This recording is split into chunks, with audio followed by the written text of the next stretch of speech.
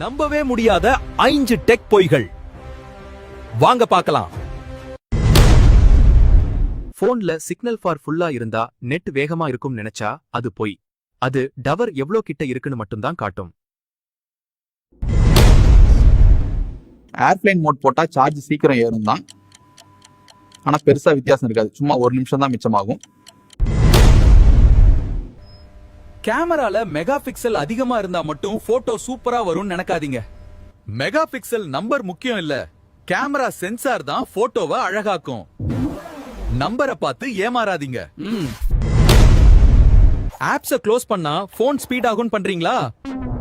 அது தப்பு. திரும்ப ஓபன் பண்ணும்போது சார்ஜ் தான் வீணாகும். இன்காக்னிடோ மோட்ல போனா யாருக்கும் தெரியாதுன்னு நினைச்சா பாவம் நீங்க.